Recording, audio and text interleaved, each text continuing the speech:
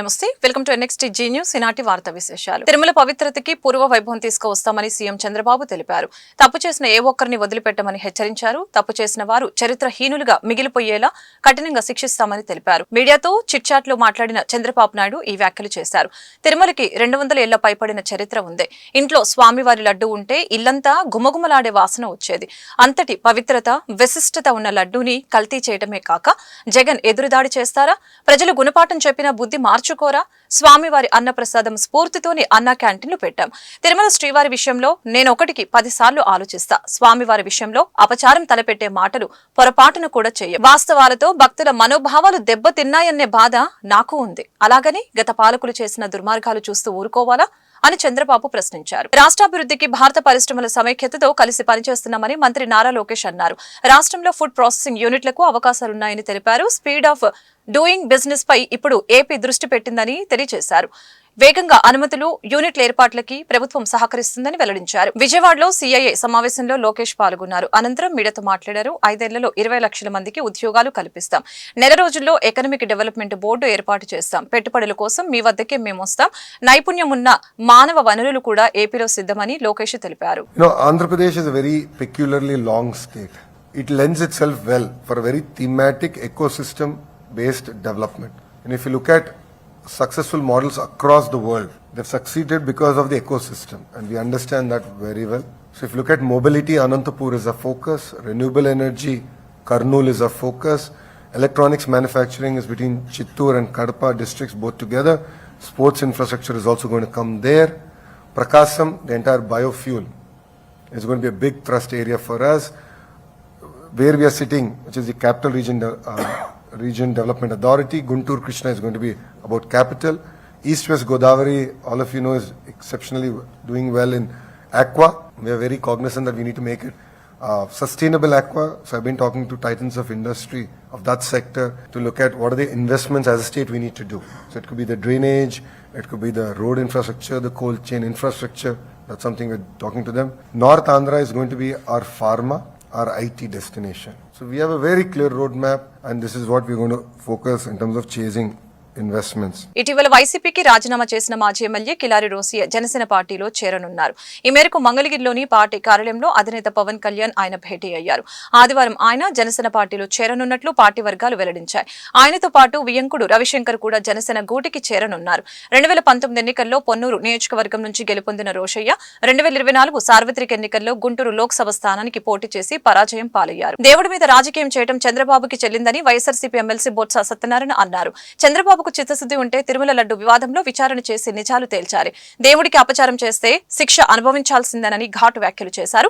అలాగే ప్రసాదంపై వచ్చిన ఆరోపణలపై న్యాయ విచారణ లేదా సిబిఐతో విచారణ జరిపించాలని డిమాండ్ చేశారు. ఎమ్మెల్సీ బొత్స శనివారం విశాఖలో మీడియాతో మాట్లాడారు. కూటమి ప్రభుత్వం 100 రోజుల పాలన అటర్ ఫ్లాప్ అయింది. ప్రభుత్వ వైఫల్యాలను డైవర్ట్ చేసేందుకు విష ప్రచారం చేస్తున్నారు.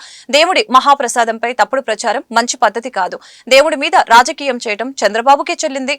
దేవుడితో రాజకీయాలు చేయడం ఎందుకు? దేవుడితో ఆటలాడితే ఎప్పటికైనా శిక్ష తప్పదు. దేవుడికి అపచారం చేస్తే శిక్ష అనుభవించాల్సింది. చంద్రబాబుకు చిత్తశుద్ధి ఉంటే విచారణ చేయించాలని డిమాండ్ చేశారు. అధికారం ఉన్న వ్యక్తులు ఏదైనా ఆరోపణలు చేసినప్పుడు మీ చేత అధికారం ఉంది, మీరే అధికారం ఉన్న నాయకులు. రాష్ట్రంలో మీ కూటమే దేశంలో అధికారంలో ఉంది. ఎంక్వైరీ చేయండి, దాని మీద విచారణ జరపండి, దేవుడి నిజాలు తేల్చండి. తేల్చిన తర్వాత అది పెట్టి అప్పుడు మీరు మాట్లాడితే దానికి సంబంధించి ఉంటుంది. అంతేగాని పాసింగ్ రిమార్క్స్ చేసి ఇలాంటి కార్యక్రమాలను రాజకీయ కోణంలో భగవంతుని వినియోగించుకోవడం, వారి పేరును వచ్చి రాజకీయాల్లో చొప్పించడం అనేది చాలా దురదృష్టకరం. ఎందుకంటే దేవుడితో మనం ఆటలాడుకోవడం మంచి సమంజసం కాదు. ఏదో చిన్న విషయాలు కాదు. మనం అనుకుంటాం చట్టాల్లో ఉచ్చుకులు తీసుకొని చట్టాలకు అతీతంగా మనం ప్రవర్తించవచ్చు. కానీ దేవుడితో వచ్చి మనము దాన్ని వచ్చి చేస్తే ఎవరైనా సరే దానికి మాత్రం ఇవాళ కాదు రేపు ఉంటుంది శిక్ష అనుకోవచ్చు. గుంటూరు పట్నం బజార్ ఫ్రూట్స్ మార్కెట్ రోడ్డు ఇరువైపులా డ్రైన్స్ లో సిల్ట్ తీసే కార్యక్రమం చిరు వ్యాపారుల పాలిట శాపంగా మారిందని గుంటూరు తూర్పు నియోజకవర్గ వైసీపీ సమన్వయకర్త నూరి ఫాతిమా వ్యాఖ్యానించారు. చిరు వ్యాపారుల ఆర్థిక మూలాలు దెబ్బతినకుండా కాపాడాలని గుంటూరు కార్పొరేషన్ అధికారులు ట్రాఫిక్ పోలీసులకి విన్నవించారు. రోడ్డు ఆక్రమణలు తొలగించాల్సిందేనని, అలాగని చిరు వ్యాపారుల పొట్టకొట్టడం సబబు కాదని తెలిపారు. శనివారం ఫ్రూట్స్ మార్కెట్ రోడ్డును నూరి ఫాతిమా పరిశీలించారు. ఈ సందర్భంగా భయాందోళనతో ఉన్న చిరు వ్యాపారులకి ఆమె భరోసా ఇచ్చారు. ట్రాఫిక్ అంతరాయం కలగకుండా రోడ్డు మార్జిన్ లో తోపుడు బండ్లు పెట్టుకోవాలని సూచించారు. కమర్షియల్ ఏరియా కావడంతో ఈ ప్రాంతం నిత్యం రద్దీగా ఉండటంతో వాహనాల పార్కింగ్ విషయం ఒక సమస్యగా మారిందని అన్నారు. దీన్ని అధికారులే పరిష్కరించాలని తెలిపారు. సిల్ట్ తీసే కార్యక్రమం పూర్తి కాగానే అధికారులు చిరు వ్యాపారులకి ఒక పరిష్కారం చూపించాలని అన్నారు. దీనిపై గుంటూరు నగర కమిషనర్ కి సోమవారం విజ్ఞాపన పత్రం అందచేయనున్నట్లు తెలియజేశారు. కార్యక్రమంలో వైసీపీ కార్పొరేటర్లు, ముఖ్య నాయకులు పాల్గొన్నారు. ఈ రోజు పట్నం బజార్లో మరి ఎంక్రోచ్మెంట్స్ కానీ లేకపోతే డ్రైన్ షిల్ట్ తీయడానికి ఇక్కడ కొంతమంది చిరు వ్యాపారులు ఇబ్బంది పడుతున్నారు. వాళ్ళ ఇబ్బంది కాకుండా కమిషనర్ గారిని మేము ఒకటే కోరుకున్నాం, సార్ మీరు చేస్తున్న పని చాలా చక్కగా ఉంది, మేము కూడా యాక్సెప్ట్ చేస్తాం. ఎందుకంటే 10 సంవత్సరాలు నాన్నగారు ఇక్కడ ఎమ్మెల్యేగా ఉన్నారు, ముస్తఫా గారు. ప్రజలు మంచి కోరారు, ఎందుకంటే ఆయన కూడా ఎక్కువ శాతంగా డ్రైన్స్, రోడ్స్ దాని గురించి ఎక్కువగా, శుభ్రత గురించి ఎక్కువగా దృష్టి పెట్టారు. మీరు ఇక్కడ షిల్ట్ తీస్తున్నారు, బాగానే ఉంది. కానీ ఇక్కడ ఏమవుతుందంటే షిల్ట్ కోసం ఎంక్రోచ్మెంట్స్ని పగలగొడుతున్నారు, దాన్ని అలాగే వదిలేస్తున్నారు. దానివల్ల షాప్ వాళ్ళు ఏమి ఇబ్బంది పడట్లేదు, కానీ ఇక్కడ ఉన్న చిరు వ్యాపారులు, ఎందుకంటే రోడ్డు మీద రోజువారీ కూలీ నాలి కోసం బతికే వాళ్ళు చాలామంది ఉన్నారు. దాదాపు మన ఆంధ్రప్రదేశ్లోనే 5 లక్షల మంది ఉంటే దాన్ని బట్టి అర్థం చేసుకోవచ్చు ఎవరు వాళ్ళ కష్టాజీతం మీద బతికే వాళ్ళే చిరు వ్యాపారులు. ఎందుకంటే మనకి ఎలాగో నెలవారీ జీతమో లేకపోతే బిజినెస్లు పెట్టుకునే డబ్బులు వస్తాయి, కానీ వీళ్ళు ఈ రోజు సంపాదిస్తేనే ఆ సంపాదనతోనే రోజువారీ వాళ్ళు బతకాల్సి వస్తుంది, ఇల్లు గడిచేది వాళ్ళది. మరి వాళ్ళ మనోధైర్యాన్ని వాళ్ళు దెబ్బ కొట్టకుండా, ఎందుకంటే వాళ్ళు సంపాదించుకోవడానికి, వాళ్ళ కాళ్ళ మీద వాళ్ళు నుంచోవడానికి వాళ్ళు డబ్బులు అప్పుకు తీసుకొని వచ్చి వాళ్ళు చేస్తున్నారు. కాబట్టి వాళ్ళని ఇబ్బంది కాకుండా పోలీస్ అధికారులు కానీ లేకపోతే ట్రాఫిక్ అధికారులు కానీ లేకపోతే జిఎంసీ అధికారులు నేను కోరుకుంటున్నాను, వాళ్ళని ఎక్కడ ఇబ్బంది పెట్టకండి. ఇక్కడ ఉన్న ఎంక్రోచ్మెంట్స్ కానీ లేకపోతే ఇక్కడ ఉన్న వాళ్ళని క్లియర్ చేసిన తర్వాత ఐరన్ స్ట్రేస్ వేసుకొని, అంటే మెట్లు వేసుకొని అలా వాడుకొని వాళ్ళకి అవకాశం ఇవ్వండి. అలాగే ఇక్కడ పట్నం బజార్లో మీరు చూసుకుంటే ఎక్కువగా రద్దీగా ఉండే ఏరియా, ఇక్కడ మీరు వాళ్ళకి ట్రాఫిక్ కూడా చాలా అంతరాయంగా ఉంది. ఇక్కడ ట్రాఫిక్ కోసం ట్రాఫిక్ ఏంటంటే వెహికల్స్ పెట్టుకోవడానికి ప్లేస్ లేదు. కాబట్టి ఎక్కడైనా గవర్నమెంట్ ప్రాపర్టీ ఉంటే ఇన్ అండ్ అరౌండ్ అక్కడ వెహికల్స్ పెట్టుకోవడానికి అవకాశం ఇవ్వండి. ఎందుకంటే నిన్న వచ్చినప్పుడు ఒక ఆయన చెప్పారు 2 కిలోమీటర్ల దూరాన్ని పెట్టుకొని నేను సరుకుల కోసం లోపల దాకా రావాల్సి వస్తుంది, మళ్ళీ ఆ సరుకులు తీసుకొని వెళ్ళడానికి చాలా ఇబ్బంది పడుతున్నాను. ఎన్డీఏ కూటమి ప్రభుత్వ పాలనలో ప్రతి ఇంటికి మేలు జరుగుతుందని సత్తెనపల్లి ఎమ్మెల్యే కన్నా లక్ష్మీనారాయణ స్పష్టం చేశారు. 100 రోజుల పాలనలోనే అద్భుతమైన మార్పును ప్రజలు చూశారని చెప్పారు. ఇది మంచి ప్రభుత్వం కార్యక్రమంలో భాగంగా శనివారం రాజుపాలెం మండలం మొక్కపాడు గ్రామంలో 100 రోజుల పాలనలో రాష్ట్ర ప్రభుత్వం అమలు చేసిన పథకాలని ఇంటింటికి వెళ్లి కన్నా లక్ష్మీనారాయణ వివరించారు. ఈ సందర్భంగా స్థానికుల నుంచి కన్నాకు అపూర్వ స్వాగతం లభించింది. స్వచ్ఛత హీ సేవ కార్యక్రమంలో భాగంగా ఆయన మొక్కలు నాటారు. ప్రధానమంత్రి ఆవాస్ యోజన కింద లబ్ధిదారులకి ఆయన పట్టాలు పంపిణీ చేశారు. అదేవిధంగా గ్రామంలో సీసీ రోడ్లు, సీసీ డ్రైన్స్ కి ఎమ్మెల్యే శంకుస్థాపన చేశారు. ఈ మేరకు ఏర్పాటు చేసిన సభలో కన్నా మాట్లాడారు. సంక్షేమాన్ని సృష్టించే గొప్ప విజనున్న నాయకుడు చంద్రబాబు అని కొనియాడారు. 100 రోజుల్లో అనేక ప్రజా సంక్షేమ కార్యక్రమాలతో పాటు అభివృద్ధి కార్యక్రమాలకి కూటమి ప్రభుత్వం చేపట్టిందని వివరించారు. ఈ కార్యక్రమంలో ప్రభుత్వ అధికారులు, కూటమి ముఖ్య నాయకులు, మండల, గ్రామ కార్యకర్తలు పాల్గొన్నారు. మరి ఎప్పుడన్నా జగన్మోహన్ రెడ్డి ప్రభుత్వంలో ఒక రోడ్డు వేసారా మీ ఊళ్ళో? వేయలేదుగమ్మా. మరి ఇప్పుడు మేము వేస్తున్నాం, రోడ్డు వేస్తున్నాం, పెన్షన్ ఇస్తున్నాం, సీసీ డ్రైన్స్ కట్టిస్తున్నాం. సరే ఎంత అమ్ముతావు రోజు? 1000 రూపాయలు అమ్ముతావు. ఏముంది పిల్లలు? ఉమ్మడి కూటమి ప్రభుత్వం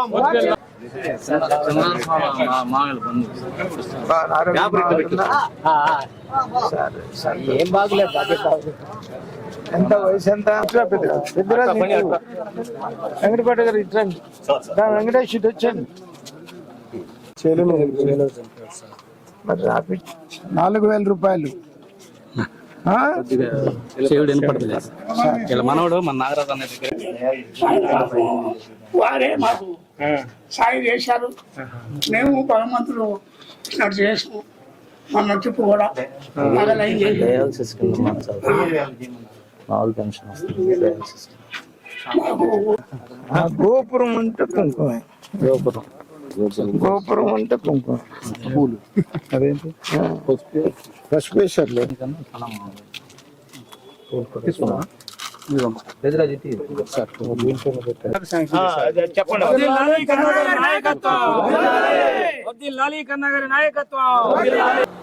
ఎన్డీఏ ప్రభుత్వం వచ్చి 100 రోజులు పూర్తయింది. ఆ సందర్భంగా రాష్ట్రం అంతా కూడా 20వ తారీఖు నుండి 26వ తారీఖు వరకు కూడా ఈ రకమైనటువంటి పాంప్లెట్స్ ప్రతి ఇంటికి ఇచ్చి ఈ 100 రోజుల్లో మీ ప్రభుత్వం మీ ఆశీస్సులతో వచ్చి ఎన్డీఏ కూటమి చంద్రబాబు నాయుడు గారి నాయకత్వంలో ఎంతో అనుభవం కలిగినటువంటి నాయకుడు, 14 సంవత్సరాలు ముఖ్యమంత్రిగా చేసి ఎంతో ముందు చూపుండి విజన్ ఉన్నటువంటి నాయకుడు ఆయన 2009 ఆ ప్రాంతంలో విజన్ 2020 అని ఇవ్వటం జరిగింది. మరి ఇప్పటికీ అప్పటి తాను విజన్ వల్ల ఇవాళ హైదరాబాదు భారతదేశంలోనే ఒక మహానగరాల్లో హైదరాబాద్ ఒక మహానగరం కావడానికి కారణం మన ముఖ్యమంత్రి చంద్రబాబు నాయుడు గారు ఉమ్మడి ఆంధ్రప్రదేశ్లో మరి 14 సంవత్సరాలు 9 సంవత్సరాలు ముఖ్యమంత్రిగా పనిచేయటమే ప్రధాన కారణం అని చెప్పేసి సందర్భంగా తెలియజేస్తా ఉన్నాను. పవిత్రమైన తిరుమల తిరుపతి లడ్డు ప్రసాదంలో జంతువుల కొవ్వుతో ఉన్న నెయ్యి వినియోగిస్తే అది ముమ్మాటికి జాతి ద్రోహమే అని సిపిఐ రాష్ట్ర సహాయ కార్యదర్శి ముప్పాల నాగేశ్వరరావు స్పష్టం చేశారు. కల్తీ నెయ్యిపై సిపిఐ విచారణ జరిపించాలని డిమాండ్ చేశారు. అంతేకాకుండా నిందితులకి కఠిన శిక్షలు పడేలా చూడాలని అన్నారు. ఈ విషయంలో టీటీడీకి చెందిన విజిలెన్స్ అధికారుల పాత్ర ఉంటే వారిని శిక్షించాలని అన్నారు. సుప్రీంకోర్టు కూడా ఈ విషయంలో జోక్యం చేసుకుని దేవాలయాల్లో ప్రసాదాలు అపవిత్రం కాకుండా చర్యలు తీసుకోవాలని కోరారు. శనివారం గుంటూరు కొత్తపేట సిపిఐ జిల్లా కార్యాలయంలో ఏర్పాటు చేసిన మీడియా సమావేశంలో ముప్పాల నాగేశ్వరరావు మాట్లాడారు. భారతదేశంలో 69% ఆహారం కల్తీ అవుతుందని ఆందోళన వ్యక్తం చేశారు. అసలు ఏపీలో ఫుడ్ సేఫ్టీ డిపార్ట్మెంట్ ఉందా లేదా అని ప్రశ్నించారు. తిరుమలలో అన్ని రకాల భోజనం హోటల్స్, టిఫిన్ హోటల్స్ ని నిరంతర నిఘా పెట్టాలని అన్నారు. ఏ తప్పు జరగకపోతే టీటీడీ మాజీ chairman YV Subbareddy vigilance enquiry వద్దని కోర్టుకు ఎందుకు వెళ్తారని నిలదీశారు. సమావేశంలో సిపిఐ జిల్లా కార్యదర్శి జంగాల అజయ్ కుమార్, నగర కార్యదర్శి కోట మాల్యాద్రి పాల్గొన్నారు. వారి ఐటమ్స్ అన్ని ఆహార పదార్థాలకు సంబంధించి వాళ్ళు మాత్రమే దాని మీద ఎంక్వైరీ చేస్తారు తప్ప స్టేట్ ఫుడ్ సేఫ్టీ అథారిటీకి ఎంట్రన్స్ లేదు తిరుమల కొండ మీద. దాంతో ఎవరు చైర్మన్గా ఉంటే వాళ్ళు, ఎవరు ఈఓగా ఉంటే వాళ్ళు, వాళ్ళ సొంత ఎస్టేట్ కాబట్టి వాళ్ళు ఏ రకమైన జంతు కళేబరాలకు సంబంధించిన కొవ్వును కరిగించి నేతిలో కలిపినా కూడా దిక్కుమొక్కు లేని పరిస్థితి టీటీడీలో ఏర్పడింది. ఇటీవల శ్యామలరావు గారు ఈఓగా వెళ్ళిన తర్వాత ఈ ఫుడ్ సేఫ్టీ అథారిటీ స్టేట్ గవర్నమెంట్కి తిరుమలలో ఒక 12,000 చదరపు బిల్డింగ్ని కేటాయించడము,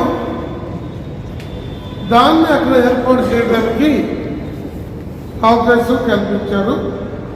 ఒక 6 మాసాల్లో స్టేట్ గవర్నమెంట్కి సంబంధించిన ఫుడ్ సేఫ్టీ అథారిటీ ప్రత్యక్షంగా తిరుమలలో కూడా వీటిని పరీక్షించేటువంటి అవకాశం ఉంటుందని అంటున్నారు. మరి ఈ లడ్డుల సంక్షేమం తర్వాత యుద్ధ ప్రాతిపదిక మీద తిరుమలలో అన్ని రకాల వస్తువుల్ని, పౌర సేవల్ని, మంచినీటితో సహా తిరుమలలో తిరుపతిలో ఉన్న హోటళ్ళు, పలహారశాలలు, భోజన హోటల్ అన్నింటి మీద కూడా గట్టి నిఘా పెట్టి తిరుమల శ్రీవారి లడ్డు కల్తీపై పీఠాధిపతులు ఆగ్రహం వ్యక్తం చేస్తున్నారు. అపవిత్ర పదార్థాలు వాడారని తెలిసి ఎంతో వేదన చెందినట్లు చెప్పారు. కృష్ణా జిల్లా పెద్దపులిపాకలో హిందూ దేవాలయాల పరిరక్షణ ట్రస్ట్ ఆధ్వర్యంలో ఏర్పాటు చేసిన మీడియా సమావేశంలో పలువురు పీఠాధిపతులు స్వామీజీలు మాట్లాడారు. ప్రసాదంలో ఏం కలుస్తుందోనన్న భయంతో భక్తులు ఉండాల్సిన పరిస్థితి నెలకొంది. అపవిత్ర పదార్థాల విషయంలో కఠిన చర్యలు తీసుకోవాలి. స్వామి సన్నిధిలో వేరే మతస్థులకు ఉద్యోగం ఉండకూడదు. శ్రీవారిపై భక్తి విశ్వాసాలు ఉన్న వారికే ఉద్యోగాలు ఇవ్వాలి. ప్రభుత్వం ప్రజలు కలిసి ధర్మాన్ని రక్షించాలి. ల్యాబ్ నివేదికలు మనకు ఆధారం. అవి స్పష్టం చేసినప్పుడు చర్యలు తీసుకోవాల్సిందే. ఇంకా తప్పు జరగలేదంటే అపహాస్యమే అవుతుంది. ల్యాబ్లు ఇచ్చిన నివేదిక ప్రకారం కోర్టుకు వెళ్లాల్సిందే. కోర్టు విధించిన శిక్షలు అమలు చేస్తేనే ఇలాంటివి మరొకసారి జరగకుండా ఉంటుందని స్పష్టం చేశారు. భారతదేశంలో ఉన్నటువంటి హైందవులందరికీ కూడా ఆరాధ్య దైవమైనటువంటి వెంకటేశ్వర స్వామి సన్నిధిలో ఆ లడ్డూ ప్రసాదం అంటే స్వామివారియే గుర్తొస్తారు. లడ్డూ ప్రసాదం చేతిలోకి తీసుకోగానే అనంతకోటి బ్రహ్మాండ నాయకుడైనటువంటి వెంకటేశ్వర స్వామి గుర్తుకు వస్తారు. ఆ రూపమే కనిపిస్తుంది. ఆయన పాదాల చెంత ఉన్నటువంటి ప్రసాదాన్ని కళ్ళకద్దుకొని స్వీకరించేటటువంటి భాగ్యం మాకు కలిగిందని దేశ విదేశాల్లో చెప్పుకుంటూ ఉంటారు. అంత గొప్పదైనటువంటి ఆ మహాప్రసాదాన్ని అందులో హిందువులు ప్రతి శనివారం కూడా తలంటి స్నానం చేసి మాంసాహారం ముట్టుకోకుండా ఆయన గురించి కేటాయించి ఆయన పూజలు చేసుకొని జీవించేటటువంటి తత్వం కలిగినటువంటి భారతీయులందరికీ కూడా ఆయువు పట్టైనటువంటి వెంకటేశ్వర స్వామి నివేదనకి తయారు చేసేటటువంటి లడ్డూలు ఇంత నీచానికి దిగజారటం చాలా శోచనీయం. అంటే ఇంకా చెప్పుకోవడానికి వీలు కానటువంటి, అంటే మనకు శాస్త్రవచనంలో చెప్పాలంటే సూకరము అంటే పంది. కాబట్టి పంది యొక్క కొవ్వు, గోవుల యొక్క మాంసంలో కొవ్వు, ఇంకా తదితరమైనటువంటి నీచ పదార్థాలన్నింటినీ కలిపి ధర్మానికి గ్లాని కలిగించాలని చూసినటువంటి కారకులు ఎవరైతే ఉన్నారో వాళ్ళకి ఇప్పటికే పనిష్మెంట్ చూపించాడు వెంకటేశ్వర స్వామి. అది మాకు ఈ విధంగా జరిగింది అని తెలుసుకోవటం లేదు. భారతీయులందరూ కూడా ఈ సమయంలో ఏకగ్రీవంగా ఒక్క తాటి మీదకు వచ్చి ఆ స్వామి యొక్క సన్నిధిలో వేరే మతస్థులు ఎవ్వరూ ఉద్యోగాలు చేయకూడదు అని అక్కడ. కాబట్టి ఎవరికైతే శ్రీవారి మీద భక్తి విశ్వాసాలు ఉన్నాయో వారికే ఆ కొలువులు ఇవ్వాలి అని భారతీయులందరూ ఏకకంఠంతో ముక్తకంఠంతో మరి బయటకు వచ్చి చెప్పవలసిన ప్రభుత్వానికి తెలియజేయాలి. ప్రభుత్వం కదలాలి, ప్రజలు కదలాలి, ఈ ధర్మానికి గ్లాని కలగకుండా చూసుకోవాలి. అట్లాగే ఇప్పుడు అన్ని దేవాలయాల్లో భక్తులకి విశ్వాసం తప్పిపోయింది.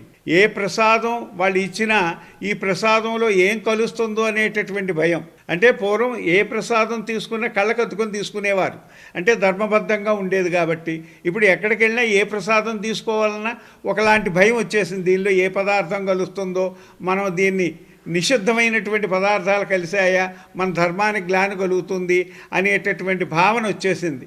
కాబట్టి ప్రభుత్వం కూడా వెంటనే చొరవ తీసుకొని దీనికి కారకులైనటువంటి వారిని న్యాయస్థానాల ముందు పెట్టి శిక్ష పడేటట్టుగా చేయాలి.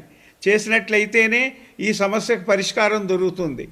ఆ విధంగా చేస్తారని మేము కోరుకుంటూ ఉన్నాం. ఈ నెల 27వ తేదీన గుర్రం జాషువా కవితా పురస్కారాలు ప్రధానోత్సవం నిర్వహిస్తున్నట్లు ఎమ్మెల్సీ కెఎస్ లక్ష్మణ తెలిపారు. ఈ సందర్భంగా సాహితీవేత్తలు గుమ్మ, సాంసర, గౌరు నాయుడులకు ఈ అవార్డులు ప్రదానం చేస్తున్నట్లు చెప్పారు. కార్యక్రమానికి సంబంధించిన పోస్టర్లు ఎమ్మెల్సీ లక్ష్మణరావు, సిపిఎం జిల్లా కార్యదర్శి పాసన్ రామారావు ఆవిష్కరించారు. బ్రాడీపేట సిపిఎం కార్యాలయంలో జరిగిన కార్యక్రమంలో అందరూ పాల్గొని విజయవంతం చేయాలని వారు సూచించారు. గుర్రం జాషువా జయంతి సందర్భంగా జాషువా విజ్ఞాన కేంద్రం ఆధ్వర్యంలో ప్రతి సంవత్సరం సాహితీవేత్తలకు పురస్కారాలు అందజేస్తూ ఉన్నాం. ఈ సంవత్సరం గుర్రం జాషువా సాహితీ పురస్కారాలు 2 మహాకవులకి అందజేస్తున్నాం. శ్రీ గంటేటి గౌరు నాయుడు ఉత్తరాంధ్రకు చెందిన గొప్ప కథకుడు, మహాకవి. పాడుదమా స్వేచ్ఛా గీతం అనే ఒక గీతాన్ని ఆయన రాయటం జరిగింది. చాలా పాపులర్గా ఉన్న గీతం అది. అలాగే డాక్టర్ గుమ్మా సాంబశివరావు అనేక గ్రంథాలు తెలుగులో రచించారు. ఆంధ్ర లయోలా కళాశాల అధ్యాపకులుగా పనిచేసి పదవి విరమణ చేశారు. ఈ సంవత్సరం 2024న వారిరువురికి ఈ గుర్రం జాషువా పురస్కారాలు అందజేస్తున్నాం. ఈ సందర్భంగా సెప్టెంబర్ 27వ తేదీ సాయంత్రం 4 గంటలకు గుంటూరులో గుర్రం జాషువా విజ్ఞాన కేంద్రం బ్రాడీపేటలో ఈ పురస్కారాల మహోత్సవం జరుగుతుంది. దీనికి వి బాలసుబ్రహ్మణ్యం ప్రముఖ సాహితీవేత్త, శాసన మండలి మాజీ సభ్యులు, ఎంఈఎస్ శర్మ శాసన మండలి మాజీ సభ్యులు, ప్రజాశక్తి పౌర సంపాదకులు, వాళ్ళిద్దరూ కూడా ముఖ్య వక్తలుగా హాజరవుతున్నారు. అందువల్ల గుంటూరు నగరం, గుంటూరు జిల్లాలో ఉన్నటువంటి సాహితీవేత్తలు, అభ్యుదయవాదులు అందరూ కూడా ఈ కార్యక్రమానికి హాజరై దీన్ని జయప్రదం చేయాలని కోరుతున్నాను. ఈ వార్తలు ఇంతటితో సమాప్తం. పరక బిల్టన్లో మళ్ళీ కలుద్దాం. నమస్కారం.